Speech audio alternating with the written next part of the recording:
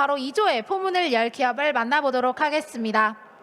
따뜻한 박수로 부스터랩 무대로 모시겠습니다. 따뜻한 박수 부탁드리겠습니다.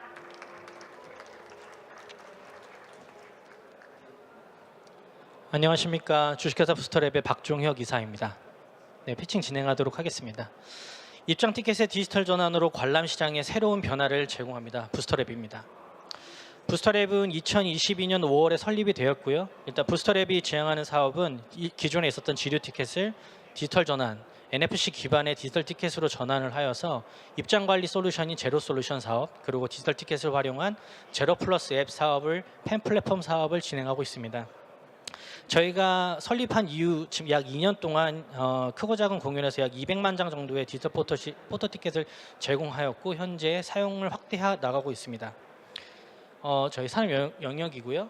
네, 주요 멤버로는 일단은 그 MD 사업에 대한 기반과 그 엔터테인먼트 사업에 대한 전문 영역들로 기반이 되어 있어서 일단 굿즈 티켓, 그러니까 그 디지털 티켓이라는 그 굿즈 티켓을 디지털 전환을 통해서 저희가 지금 사업을 확대해 나가고 있습니다. 먼저 그 사업에 대한 간략하게 설명을 드리면 디지털 포토 티켓을 활용한 제로 솔루션 사업은 기존에 있었던 입장 시스템에 대한 사업에서 문제가 되었던 위조나 안편 문제에 대한 부분들을 해결을 하고요. 그 다음에 이 티켓을 기반으로 한 다양한 사업으로에 대한 확장, 부가 사업에 대한 플랫폼으로에 대한 디지털 트랜스포메이션에 대한 사업을 진행하고 있습니다. 먼저 제로 솔루션 사업을 말씀드리도록 하겠습니다. 제로 솔루션 사업은 기존의 다른 사업군에서 지류에서 아날로그 방식에서 디지털 방식으로의 전환과 다르게 공연 시장에서는 지류 티켓에서에 대한 디지털 방식에 대한 전환이 좀 현저히 저조한 상태에 있습니다. 그래서 이 부분에 대한 부분들을 개선을 하고 상용화 확대에 대한 부분을 도입하고 있습니다. 디지털 티켓 사업에 대한 부분은 일단은 그 입장 티켓 사업 방식에 대한 부분의 특허를 기반으로 해서 NFC 혹은 RFID의 사업 방식으로 지금 진행을 하고 있습니다. 저희가 지금 약 150개 컨텐츠에서 약 2년간 한 200만 정도의 디지털 티켓이 발급이 되었고 현장에서에 대한 시스템 오류나 이런 부분이 없어서 안정화된 사업 방식으로 현장에 도입이 되고 있습니다. 저희에 대한 강점은 일단은 저희가 자체적인 디지털 티켓을 저희 플랫폼에서 판매가 아니라 국내에서 대형 그 티켓 판매사와 연동을 토대로 해서 저희 티켓을 사용하고자 하는 형태의 부분에서 어느 티켓 사이트에서 판매를 하던 저희 디지털 티켓을 사용할 수 있는 부분이 있고요. 또 하나는 국내 최대 공연장인 올림픽공원에 대한 상시 도입을 토대로 해서 현재 상용화 사업을 진행하고 있습니다. 저희가 문제를 해결하고자 하고 있는 부분들은 위조 티켓에 대한 문제와 그다음 안편 문제에 대한 해결과 그 다음에 기존의 그 지류 티켓에 대한 그 재발권이라든지 아니면 파손에 대한 부분에서에 대한 서비스 개선 부분들 그리고 현장에서에 대한 실질적인 데이터 기반에 대한 입장객들에 대한 데이터 제공들을 기반으로 하고 있습니다. 참고 사료입니다. 그리고 네, 넘어가도록 하겠습니다.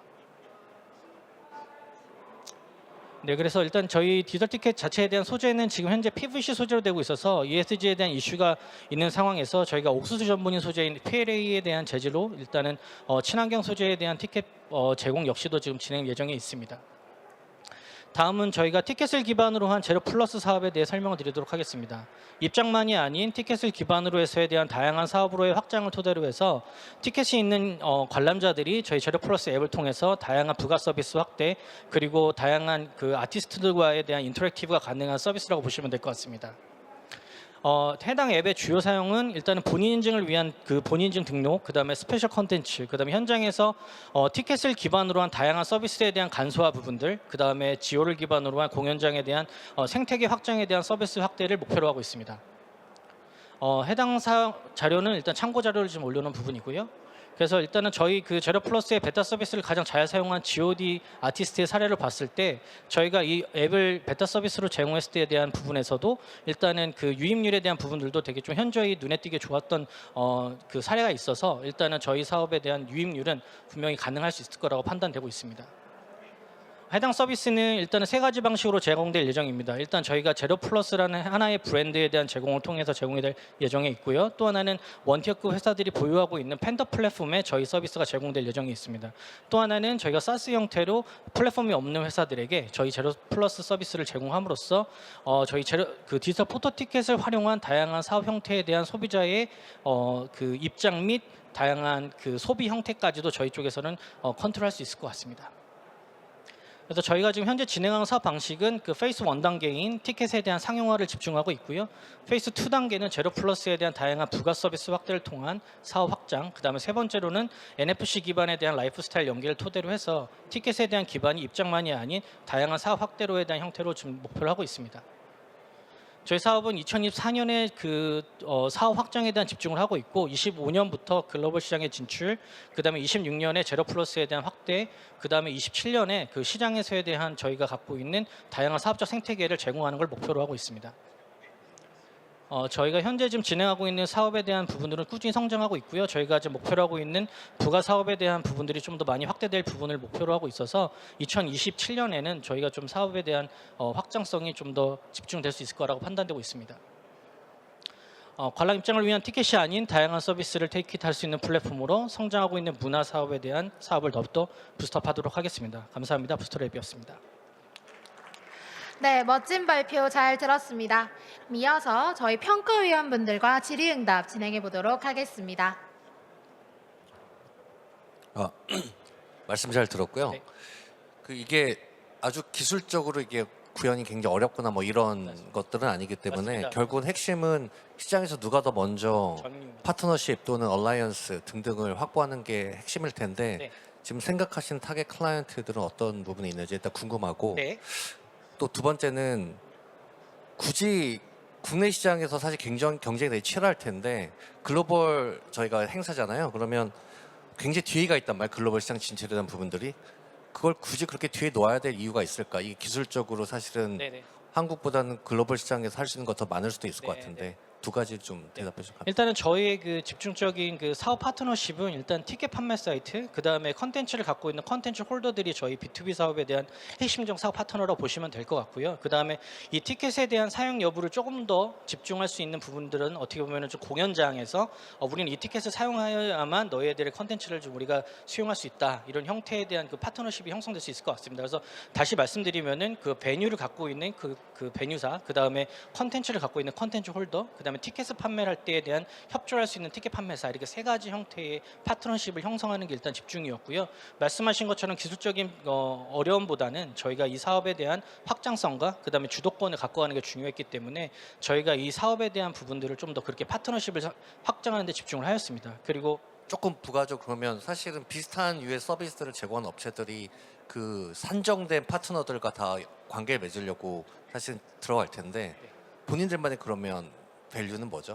저희 밸류는 일단은 저희가 기반에 있는 사업적인 그 멤버십이 그 기술 기반이 아니라 엔터테인먼트 종사에 대한 부분이 더 기반이 되어 있는 회사들이기 때문에 일단 이 티켓이 꼭 그 디지털 전환을 통해서 소비자들한테 편리성만 주는 거에 대한 집중이 아니라 정말 현장에서 어떤 부분들이 불필요했고 필요했고, 그 다음에 어떤 부분들이 해소가 되어야 되는지를 기반으로 해서 시스템이 형성화되어 있는 부분이어서 일단은 저희가 접근 방식이 좀 달랐고요. 그리고 대부분의 그 티켓을 제공하는 업체들은 본인들이 직접 판매를 통한 우리가 이 시스템을 우리 거를 다 쓰게 하겠다라는 형태였다면, 저희들은 기존에 있었던 사업 모델들에서 이 사업 모델에 대한 부분들만 애드업이 돼서 기존에 있었던 시장을 흐트러뜨리지 않고 이러한 티켓에 대한 전환 방식을 통한 새로운 사업 확대에 대한 모든들을 제공했던 부분들이 저희의 좀 강점이었다고 볼 수 있을 것 같습니다. 네. 그리고 말씀하신 것처럼 해외 시장에 대한 진출에 대한 부분들은 일단 저희는 지금 현재 충성심이 가장 가는 K-팝 스타들을 K-팝 컨텐츠를 기반으로 진행을 하고 있고요. 그리고 사실은 그 글로벌 시장 중에서 한국이 글로벌 그 컨텐츠를 기반으로 해서 부가 사업이 가장 발달한 나라라고 볼 수 있습니다. 그래서 국내에서 K-팝 시장에서 충분한 부가 사업에 대한 확장 모델을 가지고 K-팝이 정말로 강점이 되어 있는 다양한 나라에 지금 진출을 목표로 하고 있고요. 그래서 현재 일본과 그 다음에 싱가포르 쪽에 지금 저희가 지금 현재 컨택을 하고 있습니다. 네, 네. 부가 사업에 기대를 많이 하고 계시잖아요. 네, 그 부가 사업이랑 이제 앱 기반으로 네 맞습니다. 뭐 추가적인 컨텐츠 뭐 이런 거죠. 네. 뭐가 제일 레비뉴를 만들 거라고 기대하고 계십니까? 그 중에서 어떤 아이템? 저희는 일단은 그 NFC 기반으로 해서 일단은 티켓에 대한 방식이 지금 NFC 방식이기 때문에 이 티켓을 좀 더 다양한 형태의 NFC 기능이 있는 다양한 피지컬 형태의 사업으로 확장하는 부분을 좀 목표로 하고 있고요. 또 하나는 그 티켓 자체가 워낙 국내에서는 이 티켓을 구하는 것도 어렵지만 이 티켓을 갖고 있는 사람들한테 스페셜리티를 제공하면서 거기서 좀 더 팬들이 그 아티스트와에 대한 인터랙티브를 할 수 있는 다양한 서차지들을 제공하는 부분들, 뭐 예를 들어 가지고 그 아티스트들이 고객들한테 이 티켓을 제가 알고 싶은 건 네네. 지금까지 좀 시도한 것 중에 어떤 게 제일 먹히는 것 같아요, 시장에. 네, 스페셜 그 영상 제공이라든지 아니면은 그 신규 NFC 기반에 대한 그 MD로의 전환 부분들이 좀 가장 가능할 수 있을 것 같다고 보여지고 있습니다.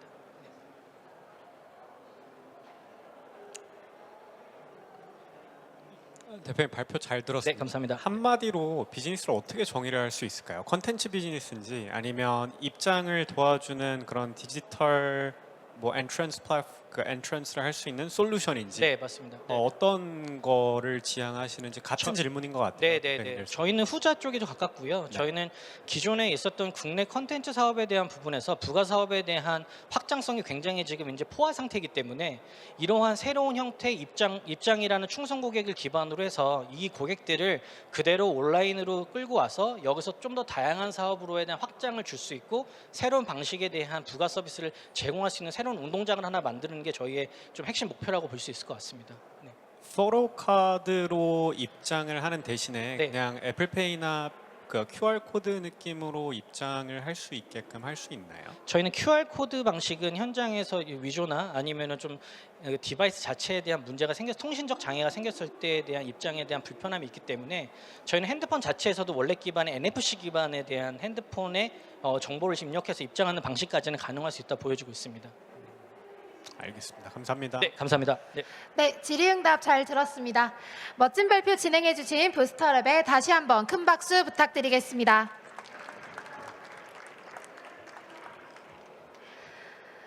네, 다음으로 만나보실 기업은 튜블릭 코리아입니다.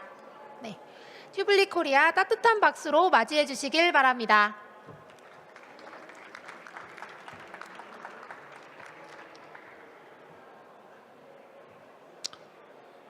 네, 안녕하세요. 반갑습니다. 튜블릭 코리아 대표 안민우입니다. 저희는 AI 기술을 기반으로 글로벌 명문대 튜터들과 미국 입시를 준비하는 학생들을 연결하고 최상의 학습 경험을 제공하는 업그레이드 플랫폼을 제공하고 있습니다. 여기서 미국 입시를 준비한 학생들이란 정말 미국 학생들을 의미한다라고 봐주시면 좋겠습니다. 저희는 지금까지 1,300여 명의 하버드, 예일, 프린스턴, 스탠포드를 포함한 글로벌 명문대학 출신들의 튜터들을 모집했고 재학생, 졸업생 비율은 7대3 정도가 됩니다. 또 저희에게 한 번이라도 수업을 들었던 학생들이 약 3,200명 정도가 되는데 대부분 미국과 한국, 아시아권에 있고요. 저희는 가운데 보이시는 그런 플랫폼들을 이용하고 또 AI 기술들을 적극 활용해서 200여 개의 과목들을 심리스하게 제공하고 있습니다. 먼저 온라인 튜터링 시장은 이제 본격적으로 성장세에 이르렀다고 말씀드릴 수 있겠습니다. 자, 시간과 장소에 제약이 없는 학습이란 점은 여전히 매력적이지만 팬데믹 이후에 온라인 인프라의 확장들이 완벽하게 안정화되고 있고요. 역시 미국에서의 상황을 말씀드리는 겁니다. 또 최근에 교육 분야에서 AI와 같은 다양한 기술들이 적극적으로 활용되는 점들이 그러한 지점이라고 볼 수 있겠습니다. 또한 그런 글로벌 교육 시장에서도 미국 교육 시장은 중심이라 보기에 어색함이 없는데요. 한국의 한 학년 학생 수가 30만 명일 때 500만 명, 즉 16배 사이즈라는 점, 그리고 이른바 수능에 비교할 수 있는 SAT와 ACT 같은 시험을 연간 420만 명 응시하고 있고 이 시험을 이제는 오로지 온라인 플랫폼으로만 진행한 것이 올해가 원년입니다. 또 미국이라는 시스템은 여러 국가에서 동시에 활용하고 있으며 미국에 10조가 넘는 회사가 있는 등 큰 교육 회사들이 다양한 활동들을 보이고 있음을 알 수 있습니다. 저는 이러한 교육 시장에서 미국 교육 경험이 있는 몇 안 되는 한국인이라고 생각을 합니다. 이른바 네이버 카카오를 졸업하고 학생들을 직접 가르쳐본 학원에서의 원장과 강사로서의 경험을 갖고 있고요. 미국의 3대 교육 브랜드라 할 수 있는 프린스턴 리뷰에서 글로벌 컨텐츠 총괄을 했습니다. 그때 저희는 한국이 미국 프린스턴 리뷰를 잠시 인수했던 그런 시절이 있었고요. 그때 6명에서 7명 사이에 한국 팀이 들어가서 이른바 온라인의 출판 베이스의 교육회사를 오프라인의 라이브 클래스 위주의 회사로 바꿔놨습니다.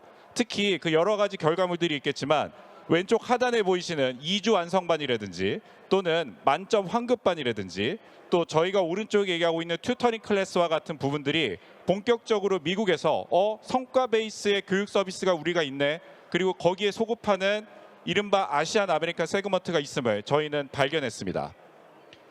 그래서 저희는 데이 1부터 22년도 1월부터 서비스를 글로벌리 시작하게 되었고요. 저희 고객은 약 40%가 미국에 있고 주로 고등학생들이며 현지 교육 시스템에 대한 불만족으로 다양한 국적의 학생들이 유입되고 있음을 확인했고요. 특히 한국 학생들의 성과가 아시안 아메리칸들에게 이른바 소구점으로 작용하고 있음을 확인했습니다. 저희의 두 번째 고객이라고 할 수 있는 튜터들은요. 이른바 6대1 정도의 어떤 프로세스를 가지고 하고 있고요. 아직까지는 한국인으로 구성된 튜터를 구성하고 있는데 이유는 한국식 사교육의 소비자로서 고객의 페르소나에 대한 이해도가 굉장히 높고 자체적인 컨텐츠와 또 회사에 대한 락인이 굉장히 뛰어난 그룹이기 때문에 그렇습니다. 또 이러한 튜터들은 플랫폼이 제공하는 장점, 즉 마케팅, 정산, 컨텐츠, 그리고 마지막에 고객과의 어떤 커뮤니케이션에 있어서 다양한 기술적 도움을 받는 것을 굉장히 편해하고 또 그것들로 인해서 평균 3개월 정도의 지속 기간이 갖는 것을 8개월 이상의 지속 기간을 갖게 하는 것으로 저희는 데이터로 보고 있습니다. 또한 저희의 프로덕트는 이른바 학생과 튜터들을 잘 매칭하고 또 그 수업들의 피드백을 자동으로 생성해서 교육적인 목적과 또 실제 성과적인 목적을 잘 연계하고 있습니다. 그리고 저희가 만든 시스템 중에서 노쇼 디텍터라는 것이 있는데 학생과 선생님 중에서 노쇼를 할 확률이 높은 것을 사전에 감지하여 그 이전의 수업들이 매끄럽게 진행됐수라는 그런 기능들을 가지고 있습니다. 이런 기능들은 실제로 저희 슬랙에서 기본적으로 상담이 끝나자마자 1분 안에 가장 적합한 튜터를 추천해주는 그런 내부 로직으로서 활용되고 있습니다. 또한 말씀드린 것처럼 수업 피드백과 또 수업의 어시스턴트 기능들이 Q&A와 실시간 퀴즈들이 직접 시스템에서 제공되는 그런 형태의 서비스를 제공하고 있습니다. 저희는 처음부터 미국의 회사를 셋업한 케이스고요. 그래서 가장 까다로운 한국 사교육 시장에 테스트했다는 관점을 가지고 있습니다. 그래서 저희는 올해 상반기에만 12억 원 그리고 하반기까지 포함하면 약 30억의 매출을 지금 기록하고 있고요. 재결제율 88%, 고객당 평균 지출액은 매우 높은 수준을 유지하고 있습니다. 또한 저희의 튜터 수수료는 약 50% 정도로 그 외에 나머지가 공원이익률이 35%가 되는 건강한 수익 구조를 이뤄내고 있습니다. 또 저희의 고객 성과들도 이렇게 높은 수준을 기록하고 있죠. 그래서 저희는 이른바 올해까지는 미국에 있는 한국인 유학생들을 주력했지만 내년부터는 미국 내 아시안 학생들 그리고 전체 미국 학생들에 소구하는 그런 2년도의 마일스톤을 가지고 있습니다. 그래서 저희가 이른바 4대 교육도시에 있는 미국인들의 중에서 7%를 가정한 고등학생들에게 3%의 피니트레이션을 예상하게 되면 약 500억 정도의 매출을 저희가 26년도 마일스톤으로 가지고 있다라고 말씀드릴 수 있겠습니다. 네, 결국에 저희가 가지고 있는 이런 데이터들은 단순히 사람이 들어간 서비스를 넘어 먼 미래에는 사람이 없고 또 그것이 직접 교육적 성과를 내는 서비스로 이행될 수 있도록 저희의 비전을 모으고 있습니다. 네, 저희 팀은 아까 말씀드린 대로 미국 교육에 대한 그런 관점을 가지고 있는 팀이고요. 마지막으로 매출을 잘 성장시켰고 결과로 저희를 증명했다는 점을 강조드리고 싶습니다. 이상입니다. 네, 멋진 발표 잘 들었습니다. 이어서 저희 평가위원분들과의 질의응답 진행하겠습니다. 네, 역시 1타 강사 출신 말씀 너무 잘하시는 것 같은데. 감사합니다. 네네. 저희도 지금 국제학교 다니고 있어가지고 사실 되게 관심이 많은 영역이라 몇 가지 좀 질문을 드리자면 되게 초기 모델은 지금 되게 레이버 인텐시브하게 이제 객단가 높은 모델로 한국에서 좀 하신 것 같고 미국에 가셔도 아시아 어느 정도는 통할 것 같은데 뒤에 이제 모델 보면은 궁극적으로는 미국 학생들에게 이제 어플라이 하실 거잖아요. 그랬을 때 현재 비즈니스 모델이 어떻게 좀 바뀔 수 있을 것인지 그게 결국은 엄청난 스케일업의 키 팩터가 될 것 같아서 좀 질문 드리는 거고 두 번째는 타겟하시는 세그멘트가 결국 아이비리그와 같은 탑스쿨 지원하고자 학생들인 건지 아니면은 일반적인 제너럴 어플리컨트까지 다 커버를 하실 건지 이런 부분에 있어서 또 비즈니스 모델 변화가 있을 것인지 좀 궁금합니다. 네, 두 번째 질문부터 답을 좀 드리도록 하겠습니다. 한국 시장은 거의 전체 세그먼트에 소구해야 유니콘 기업이 나온다고 저는 생각하고 있지만 미국에서는 시장이 워낙 크기 때문에 이른바 탑스쿨 내지는 50위권에 있는 대학을 진학하고자 하는 그 계층도 꽤 높은 비중을 차지하고 있고 그 사이즈 자체가 크다는 걸 알고 있습니다. 그래서 저희는 일단 시작은 프리미엄 튜터링, 하이엔드 튜터링에서 시작을 하겠지만 저희가 시장을 확대하는 과정에서 지금 현재 저희가 활용하고 있는 어떤 기술들이나 이런 것들이 점점 보편화되고 있고 아까 말씀드린 것처럼 저희가 가지고 있는 굉장히 성과가 높은 데이터들을 학습시켰을 때 이것들이 결국 사람을 대체할 수 있는 시기가 향후 4, 5년 내에 이루어질 거라고 생각하고 있습니다. 만약에 그것이 가능해진다면 가격도 더 저렴해지면서 소위 일반적인 미국인들 또는 교육에서 많이 소외됐다고 판단되는 히스패닉 계층까지도 저희 서비스를 제공할 수 있는 스케일업의 계기가 시작될 거라고 생각하고 있습니다. 그다음에 스케일업에 대한 부분을 또 아까 질문을 주셨는데요. 특히 스케일업에 되는 부분들 학부모님들이 아직까지는 저희가 알고 있기로는 AI 기술만 가지고 거기에 돈을 지불할 수 있는 용의가 크지 않다라는 것을 저희는 알고 있습니다. 그래서 결과적으로 아직까지 AI는 사람이 사람을 만나는 데 있어서 가장 큰 부가가치를 줄 수 있을 정도로 도와주는 수준이지 아직 전면에 나오긴 좀 어렵다고 저희는 파악하고 있습니다. 하지만 말씀드린 대로 이것들이 결국에 어느 순간 싱귤러리티를 넘어서 교육 자체가 순수하게 기술적으로 이루어지더라도 성과를 낼 수 있게 된다면 그 시점에서 저희가 가장 좋은 데이터를 가지고 있는 회사가 될 것이다라는 점을 강조드리고 싶습니다. 본질적인 질문을 좀 하나 드려보고 싶습니다. 네. 우리는 본질적으로 마켓플레이스가 핵심일까요? 아니면 컨텐츠가 핵심일까요? 뭐 장기적인 관점 포함해서 아니면 뭔가 다른 형태일까요? 한 단어로 얘기해 주시면 셋 중에 하나 뭘까요? 네, 저희는 일단 마켓플레이스라고 생각하고 있습니다. 저희는 레거시를 혁신하는 쪽에 좀 더 가깝다고 보고요. 그러면 그 다음 질문이 그거죠. 왜 그게 지금 이제서야 성장하는 걸까요?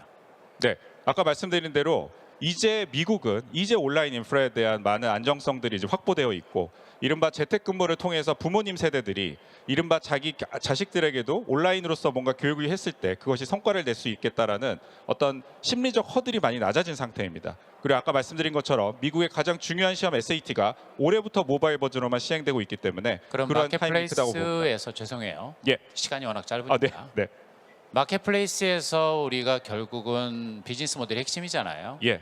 비즈니스 모델은 누구든지 카피할 수 있습니다. 잘 아시겠지만. 네. 그렇죠? 그러면 우리가 만들 수 있는 진입장벽은 뭘까요? 네. 저희는 일단 아까 말씀드린 대로 성과가 좋은 데이터들을 가지고 있고 그다음에 그 데이터들을 그럼 다른 회사들이 먼저 가지고 있느냐 사실 다 똑같은 상황이라고 생각을 합니다. 그럼 지금부터 데이터를 쌓는 회사가 결국 이길 것 같은데 그런 점에서 저희가 만들 수 있는 진입장벽 성과를 내는 좋은 데이터들을 저희가 빠르게 지금 확보하고 있고 또 저희가 이른바 K-에듀로서 아시안 세그먼트에 소구할 수 있는 굉장히 좋은 튜터들을 확보하고 있기 때문에 저희가 가장 빨리 데이터를 모으는 회사가 될 거다라고 말씀드릴 수 있을 것 같습니다. 미국에서 뵙다가 한국에서 뵈니까 반갑네요. 네. 반갑습니다. 발표 네. 감사히 잘 들었습니다. 뭐 따로 질문 드릴 거는 없고 지금 뭐 예를 들어서 올해 1.2밀 하시는데 이게 $100 million 되기 위해서 그만큼 많은 유저들이 있어야 되는데 커스터머 에코시션 코스트를 따지는 게 아니라 커스터머 에코시션 스트래티지가 어떻게 되는지 네. 또 대표님 너무 잘 아시겠지만 한국에서는 교육에 대한 지출 엑스펜디처가 크잖아요. 네. 근데 아까 말씀하셨던 히스패닉이나 아시안이 아닌 부류의 사람들이 어떻게 바잉 파워가 늘어날 수 있게끔 하실 건지에 대한 전략이 좀 궁금해요. 네, 저희가 뭐 커스터머 애퀴지션 코스트 같은 경우는 한국에서는 약 42만 원 정도였기 때문에 상대적으로 절대값이 크다고 할 수 있겠지만 저희가 미국에서 테스트했을 때는 그게 절반 이하로 떨어진 걸 확인했습니다. 왜냐하면 한국에서는 그만큼 타겟팅 코스트가 크기 때문이죠. 그럼 타겟팅 코스트를 말씀드린 이유는 저희는 일단은 현재 광고로 접근을 하고 있고 근데 그 광고라는 것이 기본적으로 저희 고객들에게 잘 맞는 메시지를 소구하는 메시지를 미국에서 더 잘 만들 수 있다라고 생각을 하고 있기 때문에 이제 그러한 부분에서 저희가 조금 더 이제 확대를 할 예정이고요.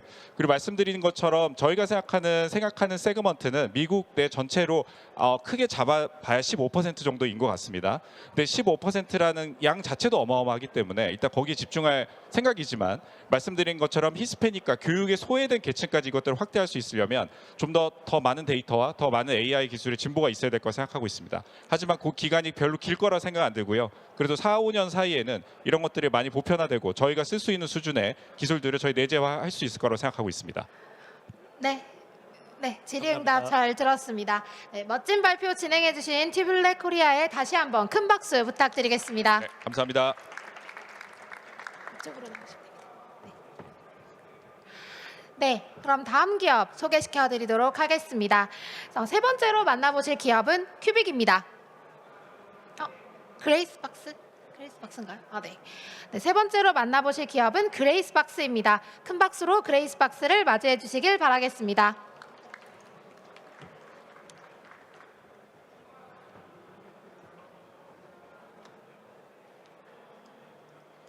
안녕하세요. 그레이박스 대표 이민용입니다. 유저 인게이지먼트와 CRM 자동화를 혁신시킨 제품 노티플라이에 대해 소개해드리겠습니다. 지금 이 자리에 계신 분들도 노티플라이를 통해서 발송된 메시지들을 받아보고 계실 텐데요. 현재 노티플라이는 총 90여 개의 고객사들의 모든 메시지 발송을 자동화하고 있습니다.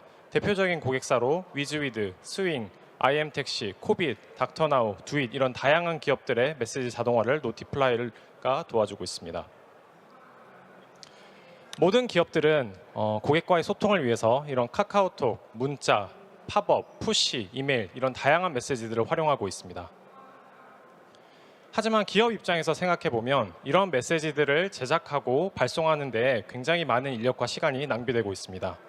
지금 보시는 예시로 단 하나의 팝업 메시지를 제작하는 데에도 타겟 설정부터 추출, 제작, 그리고 발송, 성과 분석까지 굉장히 많은 복잡한 과정들이 필요한데요.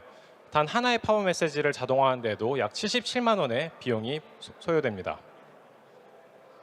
저희 제품 노티플라이는 이 과정을 혁신적으로 단축해서 작은 규모의 기업들도 쉽게 CRM 마케팅을 할 수 있도록 도와주는 솔루션입니다.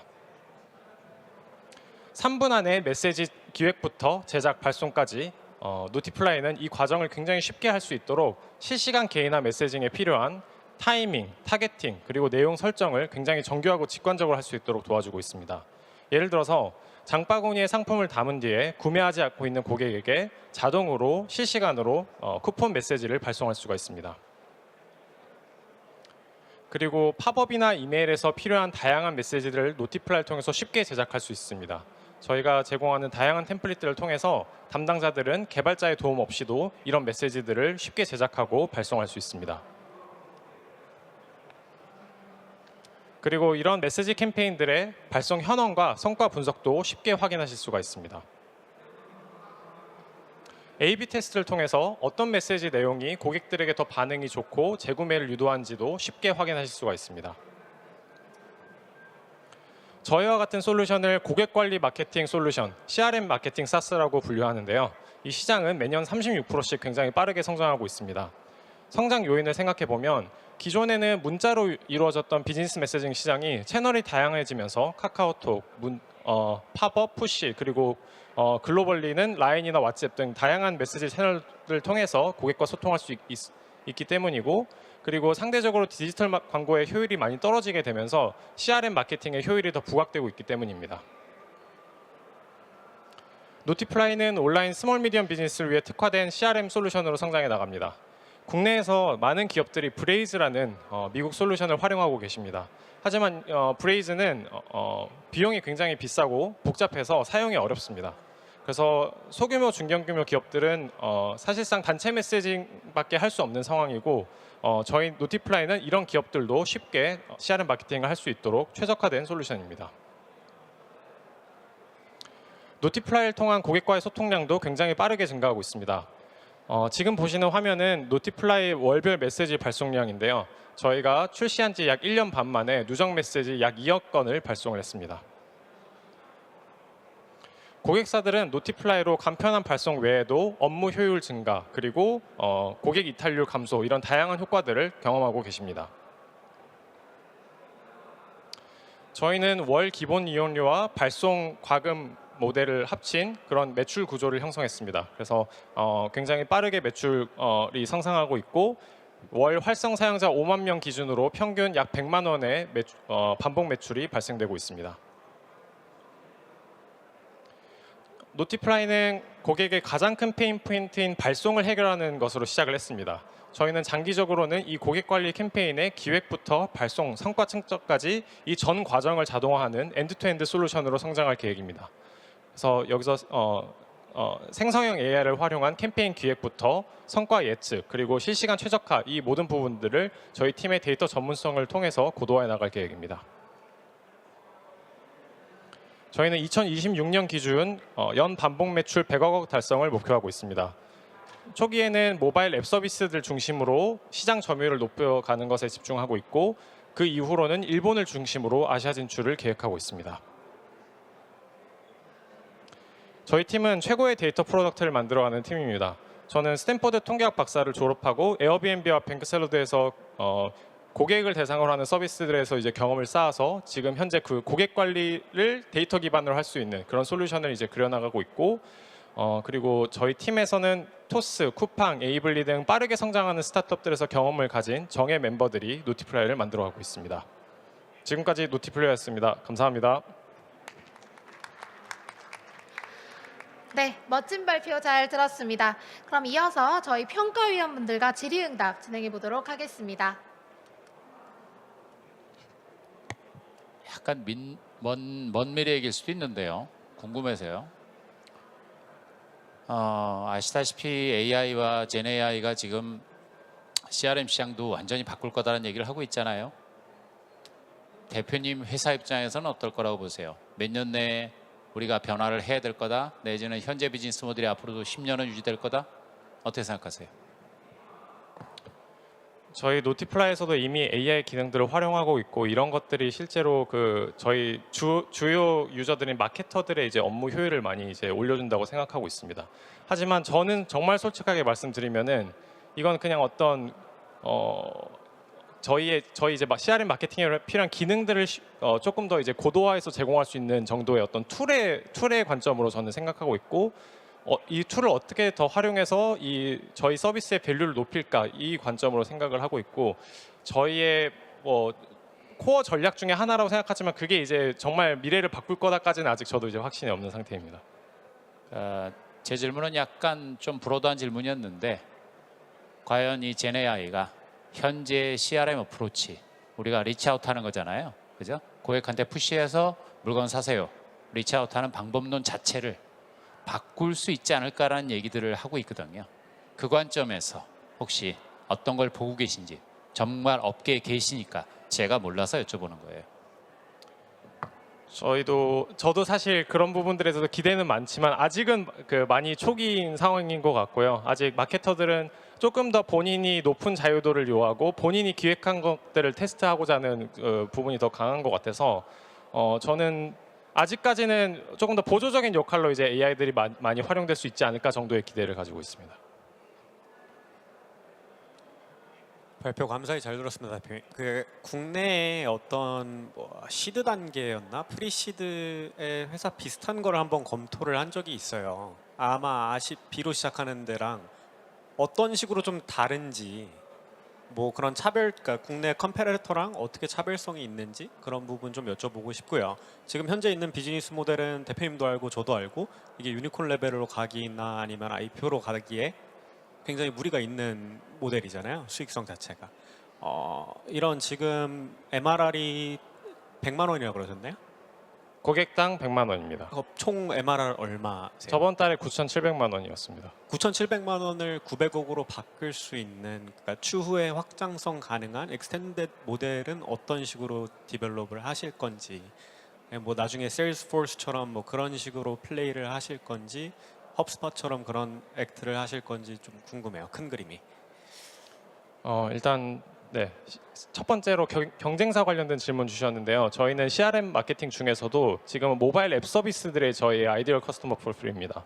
그래서 국내 저희 잠재 고객들 만나면 항상 저희랑 브레이즈랑 그리고 저희 유사한 스타트업 중에 하나를 이제 검토를 하시는데요. 유사한 스타트업과의 비교를 하자면 제품적으로 저희가 그냥 월등하게 좋다 거라고 생각합니다. 사실 네. 그렇게 생각하고 두 번째로 확장 부분에 대해서도 이제 저희도 이제 한국에서 이 CRM 마케팅으로 했을 때는 어느 정도의 시장에 제한이 있을 거라고 생각하고 있고 글로벌 진출이 불가피할 것으로 생각하고 있는데요. 그런 과정에서 오늘 그 확장 방향에 대해서 세부적으로 말씀드리지 못했지만 저희가 이 한국에서 잘 성장한 플레이북을 토대로 일본에서도 유사하게 이제 플레이를 해서 일단 그 다음에 일본 시장을 진출할 계획이고 조금 더 그 클라우드 네이티브한 기술을 활용해서 그 고객들의 데이터를 조금 더 쉽게 활용할 수 있게 하는 그런 기술을 계획하고 있습니다. 지금 말씀하신 거대로 하면 현재 솜에서 얼마나 솜이 더 크게 늘어날까요? 뭐 저희는 당연히 이제 장기적으로는 미국을 포함한 글로벌 진출까지 했을 때 약 322조의 이제 그 토탈 마켓을 이제 생각을 하고 있습니다. 지금 일본과 한국 시장으로 봤을 때는 약 1조 원 정도의 시장으로 생각하고 있습니다. 업테이너블 마켓은 어느 정도 될까요? 1조 원 정도라고 생각하고 있습니다. 지금 현재는 얼마 보세요? 지금 한국 시장으로 봤을 때는 약 한 2천억 정도라고 생각하고 그 있습니다. 중에서 마켓 몇 퍼센트 하고 계세요? 저희가 지금 목표로 하는 거 말씀. 아니 지금 현재 하시고 계시는 거랑 네. 내년이나 내후년 목표로 잡으시는 거는 몇 퍼센트? 저희가 지금 마켓 쉐어로는 아직 한 1%도 안 될 것 같고요. 저희가 내년에 이제 매출 2배 그리고 그 이후에 이제 또 한 2배 정도 이제 생각하고 있습니다. 감사합니다. 네, 심사위원분들 질문도 없으실까요? 네, 그럼 질의응답 잘 들었습니다. 멋진 발표 진행해주신 그레이박스에게 다시 한번 큰 박수 부탁드리도록 하겠습니다. 네, 저도 지금 그레이박스 발표 들으면서 저희 마케터가 고민하고 있는 이 부분을 노티플라이를 써서 한번 해결해 볼 수 있지 않을까라는 생각이 들어서 저도 한번 들어가 보도록 하겠습니다. 네, 벌써 2조의 새 기업을 진행을 하였는데요. 네, 지금 네 번째로 기업 만나보도록 하겠습니다. 네 번째로 만나보실 기업은 유나이티드 어소시에이츠입니다. 유나이티드 어소시에이츠를 큰 박수로 맞이해 주시길 부탁드립니다.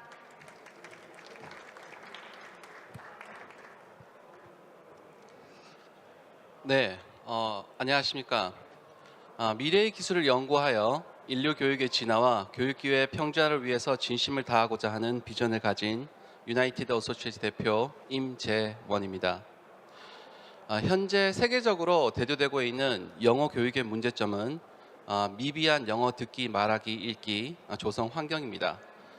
실질적으로 영어를 잘하기 위해서 필요한 시간은 약 3,750시간. 이 시간 중에서 우리나라에서 아니면 아시아권에서 공교육, 사교육을 다 합쳐도 약 730시간, 17%밖에 달하는 부족한, 아주 턱없이 부족한 영어 발화 시간이 문제가 되고 있습니다. 이러한 부족한 영어 발화 시간은 결국 영어 발화 기회 부족으로 인해서 다시 옅은 영어 부담감으로 이어지게 되고요. 더 큰 문제는 이런 것들을 해결하기 위한 체계적인 AI 영어 교육 플랫폼이 부재하다는 것입니다.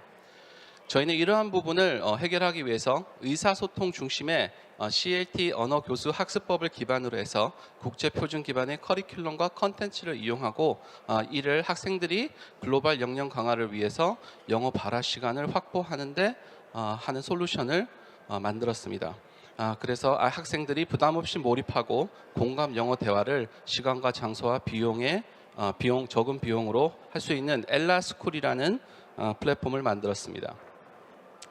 검증된 CLT 기반의 의사소통 중심의 학습 트레이닝 서비스를 상용화하기 위해서 저희는 카이스트와 언어 모델을 연구하고 다시 베타 테스트를 통해서 폴리스쿨 재학생 142명을 통해서 유저 만족도 94%를 획득한 베타 테스트를 완료를 하고 그 이후에 폴리스쿨 60개 캠퍼스의 재학생 24,000명을 사용하는 AI 스피킹과 라이팅 LMS를 만들어서 상용화하고 있습니다.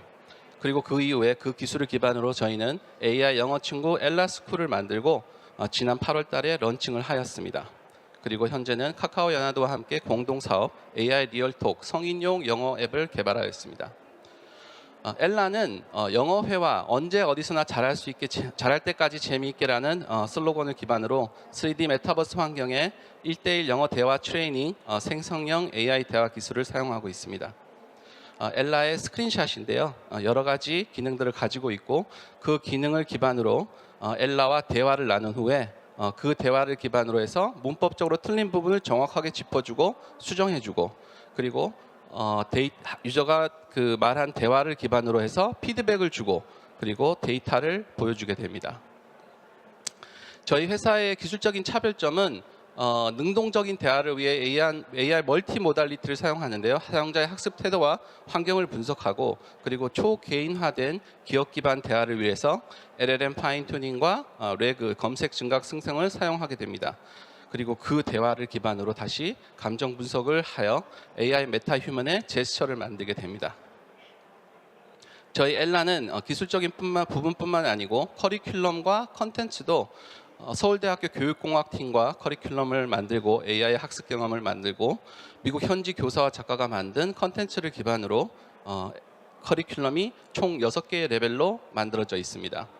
저희의 기술적 차별점은 생성형 AI 분야 기술적 우위, LLM 파인튜닝과 레그, 그리고 약 13개의 생성형 AI 특허가 되겠습니다.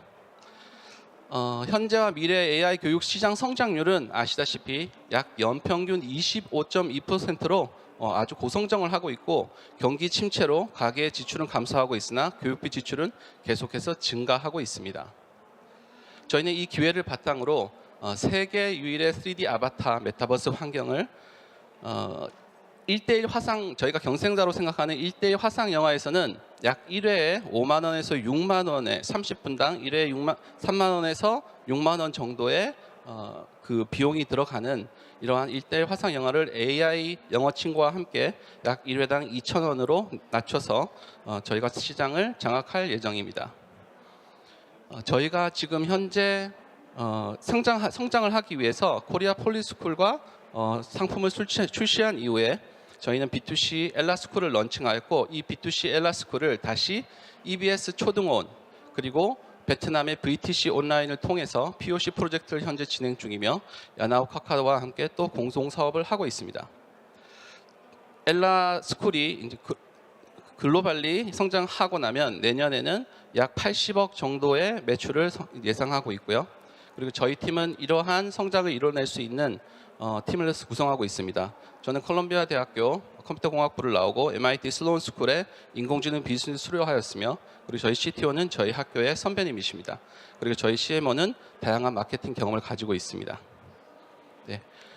저희 회사는 교육 부분의 비전을 가지고 전 세계 모든 학생들이 각자 자신만의 인공지능 영어 친구, 영어 에이전트, 러닝 어시스턴트를 가지는 그날이 오르길 꿈꾸며 발표를 마치겠습니다. 감사합니다. 네, 멋진 발표 잘 들었습니다. 이어서 저희 평가위원분들과 질의응답 진행해 보도록 하겠습니다.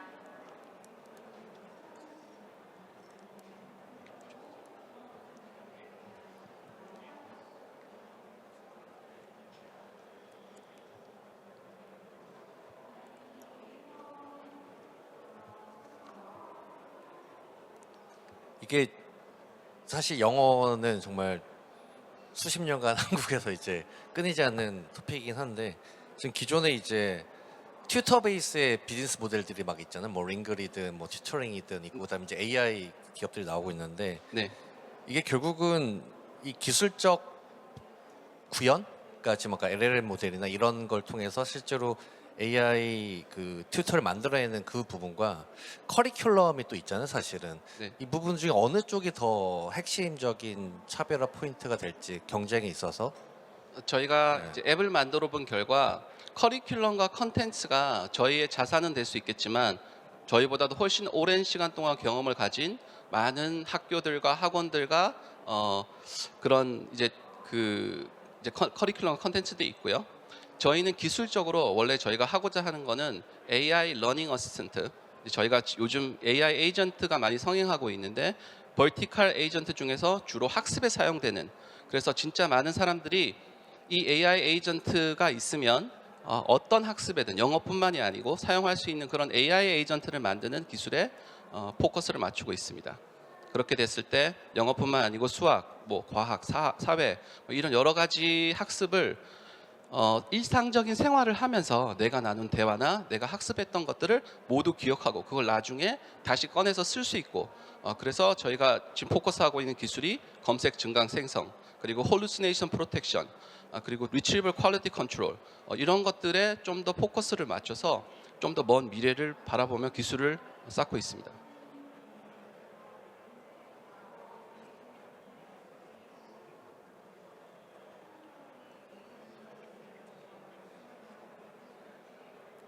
네, 심사위원분들 질문도 없으실까요? 네, 좋습니다. 네, 질의응답 잘 들었습니다. 멋진 발표 진행해주신 유나이티드 어소시에이츠에게 다시 한번 큰 박수 부탁드리도록 하겠습니다.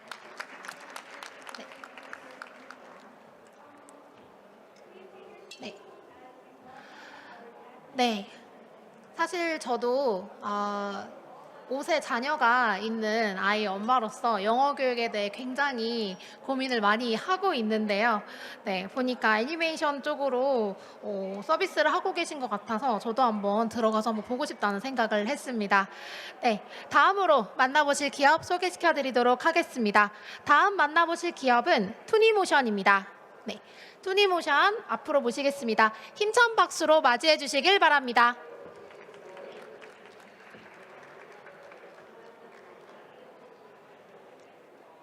네, 안녕하십니까. 웹툰 기반 숏폼 애니메이션을 제작하고 있는 투니모션 조규석입니다. 인터넷이 발달하면서 인터넷으로 서비스되는 동영상 플랫폼인 OTT가 엄청나게 성장을 했죠. 이 플랫폼이 성장하면서 더욱더 다양한 콘텐츠들을 확보하기 위해서 플랫폼 간의 경쟁이 시작됐습니다. 이때 주목받기 시작한 콘텐츠가 있었는데요. 그것은 바로 웹툰입니다. 웹툰은 인터넷 서비스는 많아죠. 이 웹툰이 대중의 열광에 힘입어서 빠르게 성장하면서 지금은 영화나 드라마, 애니메이션의 단골 소재로 쓰이고 있습니다. 1년에 한국에서 서비스되는 웹툰의 작품 수가 벌써 2만 편이 넘고 있고요. 신규 작품 수는 3,200편 이상 쏟아져 나오고 있습니다. 하지만 영화, 애니메이션 통틀어서 영상화되는 것은 아직 2%가 되지 않습니다. 나머지 작품들은 대부분 일회성 소모 콘텐츠로 활용되고 잊혀지고 있는데요. 저희는 아깝게 잊혀지는 이런 웹툰들을 발굴해서 애니메이션으로 제작하는 서비스를 하고 있습니다. 그렇다면 이렇게 좋은 소재인데 왜 영상화되지 않는 것일까요? 이 이유는 애니메이션 제작 자체에 문제점이 있습니다. 애니메이션은 상당히 노동 집약적이라서 제작비가 많이 들고 그리고 제작 기간이 오래 걸립니다. 그리고 대중성을 확보하는 데 어려움이 많이 있습니다. 이 세 가지 문제만 저희가 해결할 수 있다면 충분히 성공할 수 있을 것이다 라고 생각해서 제작비를 낮추고 빨리 만들고 웹툰을 활용해서 성공 확률을 높인다가 저희의 비즈니스 핵심 모델이 되겠습니다. 웹툰의 IP를 저희는 가져와서 영상화시키고 플랫폼에 서비스를 한 다음에 OTT 플랫폼으로부터 받은 그 수익을 일부를 로열티를 원작자한테 쉐어하는 방식의 비즈니스 모델을 가지고 있습니다. 그리고 저희는 극장판이나 TV 애니메이션을 만든 것이 아니라 4분 미만의 숏폼을 대량으로 생산하는 비즈니스를 하고 있습니다. 일반적인 애니메이션 공정이 이렇게 많고 복잡하기 때문에 오래 걸리고 비쌀 수밖에 없는데요. 저희는 이 공정들의 80%가량을 없앴습니다. 이걸 없앨 수 있었던 이유는 웹툰에 사용됐던 이미지 자체를 애니메이션 소스로 바로 써버리는 방식이었습니다. 그리고 최근에는 인공지능을 활용해서 후작의 웹툰의 이미지를 업그레이드 시킨다거나 그리고 사운드의 일부를 저희가 내부에서 직접 작업할 수 있도록 사운드 스튜디오까지 구축을 했습니다. 그렇다면 웹툰 이미지가 어떻게 해서 움직이는지 영상을 잠깐 보여드리겠습니다. 어려 보이겠군요. 아빠, 얘는 그런 애가 아니에요. 아빠. 젠장. 안 돌려줘도 되니까 편하게 써. 그런데 이름이 어떻게 돼? 빨간 리본. 아가씨. 거기. 아가씨. 황유라라고 합니다. 선배님. 최근엔 더 기술이 업그레이드가 돼서요. 이렇게 일본 만화까지도 저희가 움직일 수 있도록 지금 작업을 하고 있습니다. 단 한 장에 새로 추가된 그림도 없고요. 모델링을 하지도 않습니다. 저희는 오로지 소스를 활용해서 이런 영상을 만들어낼 수 있는 기술을 가지고 있습니다. 저희가 2년 동안에 총 6개의 작품을 애니메이션화 시켜서 애니메이션 시켜서 숏폼 플랫폼에 런칭을 했는데요. 처음에 저희가 이걸 만들었을 때는 모바일 플랫폼밖에 없었습니다. 그래서 라프텔이나 카카오 페이지나 네이버 시리즈원에 런칭을 했습니다. 분량은 극장판 13편 분량, 엄청나게 많은 분량이고요. 10명이서 작업을 해서 완성을 했습니다. 그리고 성적도 잘 나와서 지금은 IPTV, VOD 서비스에도 저희가 진출을 했습니다. 그리고 최근에 이제 수출도 진행을 하고 있고요. 텐센트 IG 유쿠 그리고 싱가포르 미와치 같은 TV형 플랫폼에도 런칭을 했습니다. 이게 가능했던 이유가 저희가 플랫폼 런칭을 했을 때 한국에서 저희가 1등, 2등을 했는데요. 일본 애니메이션 다 제끼고 저희가 1등, 2등을 했습니다. 그리고 마침내 이 중 한 작품은 올해 이번 달 20일 날 넷플릭스 코리아에 방영이 확정이 됐습니다. 네, 그리고 요즘은 쇼폼 플랫폼이 유행을 하고 있는데요. 이런 쇼폼 플랫폼에 맞춰서 세로형이죠. 유로 플랫폼에 맞춰서 저희도 이미 편집을 하고 있습니다. 이미 저희가 작업한 게 쇼폼이다 보니까 바로 세로형 편집만 하면 되거든요. 그래서 일주일 안에 모든 작품을 편집을 해서 지금 올해 안에 서비스가 시작되고 내년에도 글로벌에 쇼폼 플랫폼을 런칭을 할 예정입니다. 초기에 저희가 확보했던 웹툰 IP는 그렇게 인기 있는 작품들은 아니었습니다. 하지만 웹툰 자체가 애니메이션 나오고 나서 역주행을 함으로써 더 좋은 작품들을 저희가 하게 됐고요. 여기에는 뭐 낮에 뜨는 별 같은 경우에는 글로벌 누적 뷰수는 2억 뷰가 넘는 작품이고 뭐 프랑스나 일본에서도 1등을 했던 아주 유명한 웹툰들을 저희가 작업하고 있습니다. 저는 애니메이션 전공을 했고요. 지금까지 애니메이션 업계 20년째 일을 하고 있고 TV 시리즈를 40억 들여서 개발했다가 한번 크게 망했었습니다. 그래서 그때 이 애니메이션 문제점을 발견하고 이 사업을 다시 재창업을 한 거고요. 그리고 CG 감독님 그리고 음향 감독님도 각계 경력이 20년 이상 전문가들로 구성이 되어 있습니다. 그리고 현재 협업체는 뭐 다양하게 있습니다. 웹툰 에이전시를 비롯해서 플랫폼도 있고요. 인공지능 업체라든지 게임 회사라든지 광고 회사 여러 업체들과 협업을 하고 있습니다. 저희가 협업을 하는 이유는 저희가 직접 할 수 없는 사업 영역에 뛰어들기 위해서 하고 있는데요. 예를 들어서 이렇게 음반을 발매한다거나 저렇게 광고를 한다거나 게임 공동 개발에서 저희가 할 수 있는 영역을 일부 참여를 해서 수익을 쉐어를 한다거나 이런 방식의 협업을 추가로 하고 있습니다. 여기 지하철역의 33개 역사에 지금 광고 저렇게 영상 광고를 보신다면 저희가 했다고 보시면 될 것 같습니다. 그리고 다양한 상도 받고 있고요. 이런 비즈니스 모델을 검증받기 위해서 끊임없이 노력을 하고 있습니다. 그리고 이제 벤처기업도 등록됐고 올해 이제 병역 지정업체도 선정돼서 우수한 인력도 빨리 확보할 수 있는 기반도 마련을 했습니다. 네, 웹툰의 잠재력이 되게 무궁무진하고요. 저희는 이런 보물들을 발굴해서 더욱더 가치 있는 콘텐츠로 만드는 콘텐츠 업사이클링 기업입니다. 나머지 더 궁금한 거는 질의응답 때 받겠습니다. 감사합니다. 네, 멋진 발표 잘 들었습니다. 네, 이어서 저희 평가위원분들과 질의응답 진행해 보도록 하겠습니다. 뭐 옛날 얘기긴 합니다만 뭐 옛날에 레진코믹스라는 회사가 있었습니다. 네. 직원 2명일 때 제가 첫 투자자였고요. 그래서 조금 이 인더스트리를 약간 안다고 할 수 있는데 제가 궁금한 건 아까 약간 대답을 하셨지만 이미 웹툰에서 잘 됐던 것을 우리가 리퍼블리싱 하는 거잖아요. 그런 게 더 잘 될까요? 아니면 잘 안 됐던 웹툰을 애니메이션을 만들었을 때 잘 될 거라고 기대하십니까? 아니면 검증됐습니까? 아니면 우리의 사업 방향이 어느 쪽인지가 궁금합니다. 네, 대답 드리겠습니다. 좋은 질문입니다. 초기에 저희가 웹툰 IP가 유명하거나 인기 있는 작품들을 확보하지 못했을 때 이게 과연 성공할 것인가에 대한 의구심이 있었는데요. 그중에서 너와 나의 눈높이라는 작품이 1등을 했습니다. 그리고 그 웹툰 자체가 거의 아마 구독자들 잘 모르시는 웹툰이었는데 그것도 웹툰 플랫폼에서 1등, 2등까지 역주행을 했었거든요. 그렇기 때문에 좋은 작품만을 저희가 잘 찾을 수 있으면 충분히 역주행이 가능하다라고 보고 있는데 한 가지 문제점을 거기서 발견한 게 있는데 기본의 팬 베이스가 없는 작품이다 보니까 해외 수출을 하거나 할 때는 또다시 홍보를 해야 되는 그런 부분도 존재하기도 하고요. 그래서 그 인기가 오래 유지 못 되는 그런 단점이 좀 존재합니다. 그래서 저희는 인기가 없던 작품들도 역주행하도 좋지만 지금은 좀 더 인기가 있었던 작품, 탑 A급이 아니라 A 마이너에서 B 플러스급 그런 작품들을 저희는 요즘은 타겟을 하고 있습니다. 제가 그게 이제 결국은 우리가 만드는 기존의 IP를 재사용할 거냐, 그렇잖아요.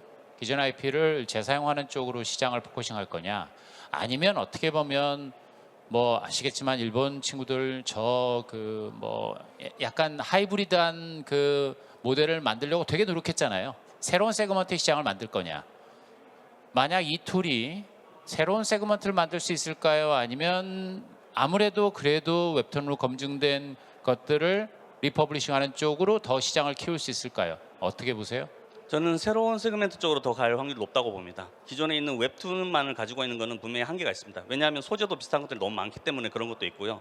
웹소설 자체를 웹툰으로 갖다가 다시 애니메이션을 만든 경우가 많은데 지금 저희가 여기서는 보여줄 수 없지만 웹소설을 그림만 필요한 그림만 저희가 빨리 만들어서 애니메이션 하는 방식도 있습니다. 그 방식으로 저희가 최근에 서비스도 해봤고 하다 보니까 굳이 꼭 웹툰만을 활용하지 않더라도 더 폭은 넓어지기 때문에 저는 이 뭐랄까요 이 이미지를 활용한 영상의 확장성은 저희가 훨씬 앞으로 더 커지지 않을까. 그리고 제가 망가를 제가 일부러 했던 이유도 웹툰 시장보다 망가 시장이 더 크다고 보기 때문에 더 그쪽으로 가고 있는 방향입니다.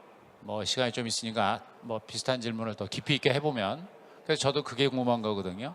과연 이게 아시다시피 우리가 웹툰이 그냥 만화책을 인터넷에 올린 게 아니거든요. 하나의 템플릿을, 새로운 미디어 포맷을 만든 거거든요.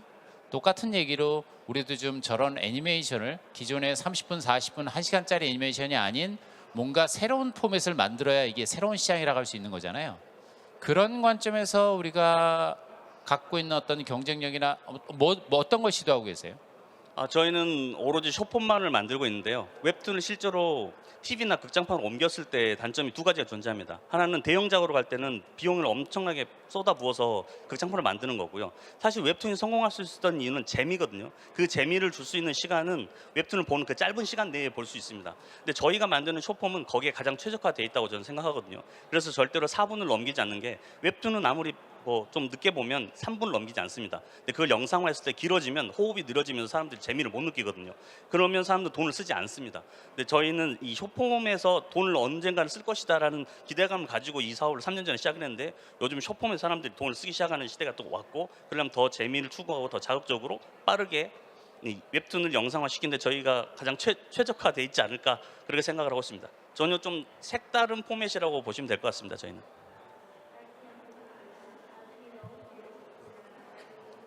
되게 재밌게 봤고요. 제가 웹툰 매니아이기 때문에 되게 신선한데, 이 이코노믹스 측면에 있어서 이 IP 소싱하는 부분에 있어서 상당히 많은 비용들이 좀 발생할 것 같고, 이게 아까 얘기한 인기 없는 것들이 한번 상관없지만 점점 이제 위로 올라갈수록 사실 그 부분이 되게 크게 작동할 텐데, 이런 부분들 기존의 프로핏 모델 상에서 좀 한번 설명을 해주실 수 있을까요? 네, 초기에 저희가 웹툰을 IP로 확보할 때는 돈 주고 사오는 방법밖에 사실 없지 않습니까? 근데 저희는 지금 MG라든지 판권료를 지불하지 않고 가지고 오고 있습니다. 그래서 판권료가 없습니다. 그게 이제 저희 회사의 이제 노하우거든요. 여기서 공개하기는 좀 어렵지만, 그래서 좋은 작품이지만 저희가 쉽게 IP를 얻어오고 있는 상황입니다. 네, 심사위원분들 질문 없으신 걸로 확인돼서 네, 마무리하도록 하겠습니다. 감사합니다. 네, 질의응답 잘 들었습니다. 멋진 발표 진행해주신 투니모션에 다시 한번 큰 박수 부탁드리겠습니다. 네, 벌써 2조의 마지막 기업을 소개시켜 드릴 건데요. 2조에서 마지막으로 만나보실 기업은 PXP 인터랙티브입니다. 네. Please join me in welcome PXP Interactive to the stage for their pitch.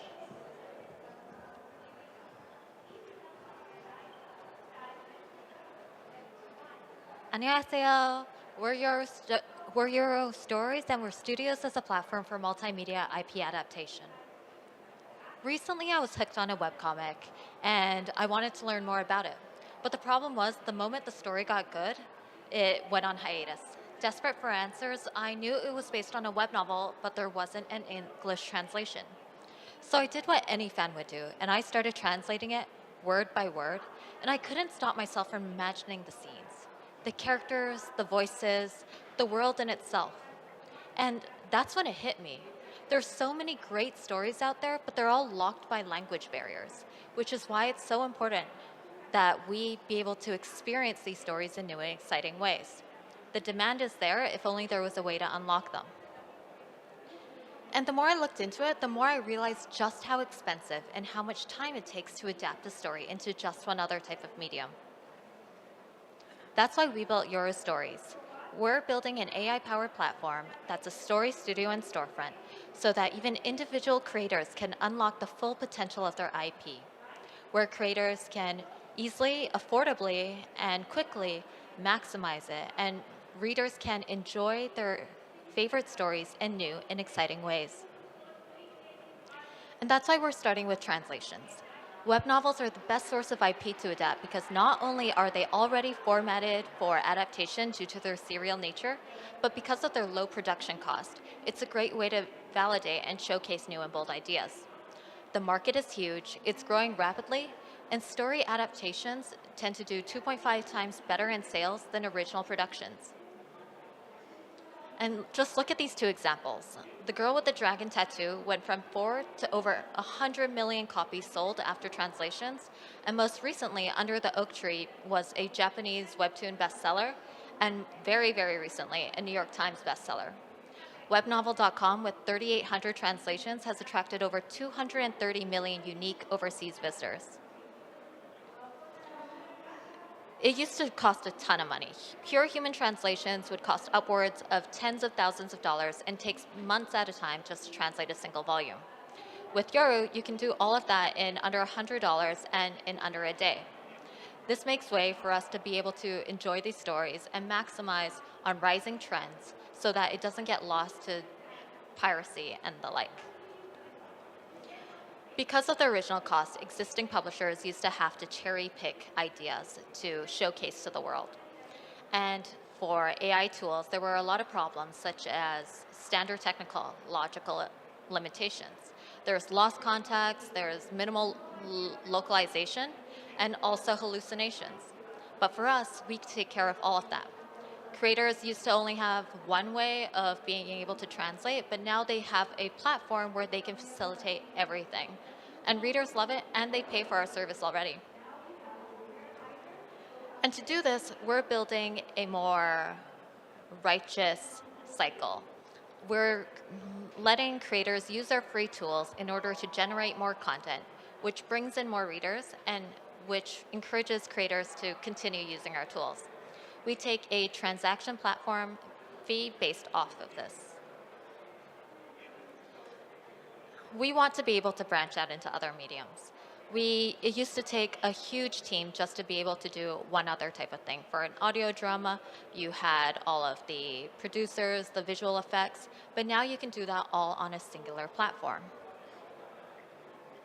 The story adaptation market is huge. It's valued at over $200 billion.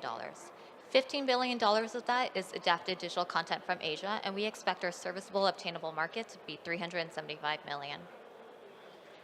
Since we launched our translation demo in April 2024, we've grown to over 4,200 daily active users, 80,000 monthly active users, over 2 million chapter reads, and 100% user and revenue growth month over month. I'm Catherine, I'm the CEO. I studied computer science and economics. I did natural language processing and development at banks, NGOs, and startups, and I've moderated reading forums of over 17 million subscribers. Leon, our CTO, is a PhD candidate in machine learning. He's also an expert in deep learning and large language models and has experience at startups and big corporations like Google and Amazon. Jimin's our co-founder, and he's actually a web novel writer himself with tens of millions of downloads. He's also a graduate from the Department of Law and a lecturer on how to make money by writing web novels, and a patent holder in this regard. We're revolutionizing the way people consume and enjoy stories.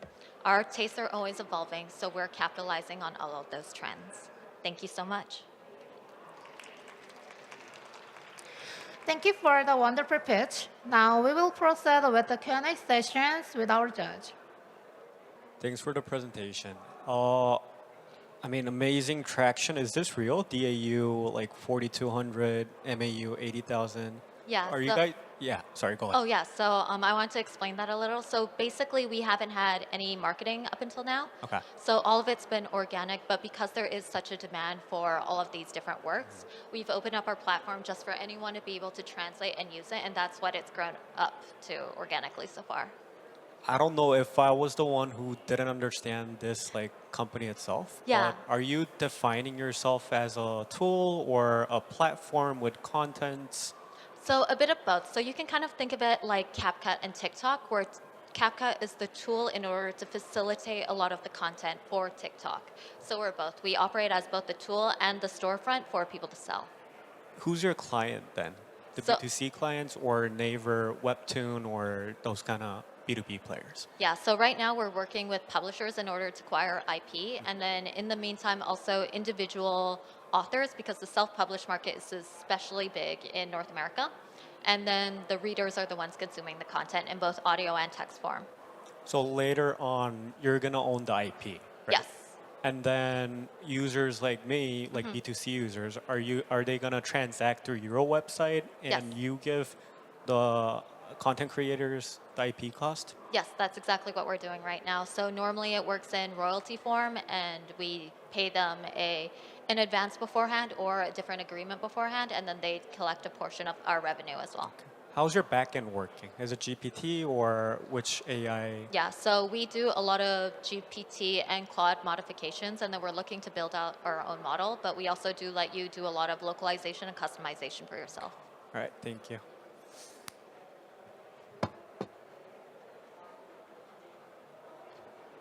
I'm sorry, but I cannot understand. What is your competitor? So our competitors are big publishers like Naver and Kakao, or self-publishing platforms like Wattpad, and also GPT tools. So our differentiating factor from the larger publishers would be the fact that we can move a lot quicker, and because they're still very limited to choosing specific stories to sell globally. So for instance, Naver launched a platform called Yonder, and Yonder is doing great for their selected stories, but because they're so limited in nature, you can't really capitalize on a big trend. You also have the problem of when you pick specific stories, you don't know what's going to be popular, which is a problem they encountered. If you look at tools like GPT, one of the big problems is they still are very lacking in translation nature, so that's something that we're overcoming as well. You may know that translation technology is just technology, right? Yes. Technology, I don't believe the technology can make a story's power. Yes. What is the competitiveness of your technology or platform-wise? What is the core competitiveness? So for us, one of the big points we want to emphasize is that we believe in how IP is actually the big portion of what's going to be considered more powerful in the future. As you mentioned, AI commoditization is real, which is why we're trying to open up our platform for anyone to use instead of just limiting it to specific authors, because we think that the big thing is that the more content you have, the more readers you have, and the more of a base you'll have in the future. So our whole competitive advantage is that we are more of a self-published platform for people to use. Thank you. So you mentioned that you can upgrade the speed of translation, and also you can reduce the cost of translation. Yes. But I believe there's also the important thing is quality of translation is also important. So could you explain that how to evaluate your quality of translation based on your technology, or how can you evaluate or validate the translation of your technology? Yeah. Yeah, that's a great question. Quality is an issue, especially when it comes to AI. One of the big things we do is we do have a human editor go over all of our works as well in order to ensure that it's up to par. We also do have quite a few paying active users right now as well, so they do vet that it is readable and payable. And we do manual comparisons too, and we do blind tests to see which translations people prefer, and then we also add that into our customization for our models to ensure that it gets remembered in the future too. So it's a lot of iteration and training. Yes. Thank you for your insight, Q&A. And once again, thank you for an excellent pitch. Yeah, thank you so much. 네, 다시 한번 큰 박수 부탁드리도록 하겠습니다. 네. 네, 저희 이렇게 루키리그 1조와 2조의 피칭이 마무리되었는데요. 지금까지 고생해주신 평가위원 세 분, 드레이퍼 스타트업 하우스 이세용 대표님, 빅벨 엔젤스 황병선 대표님, 플러그앤플레이 윤서진 심사위원님께 다시 한번 감사 인사드립니다.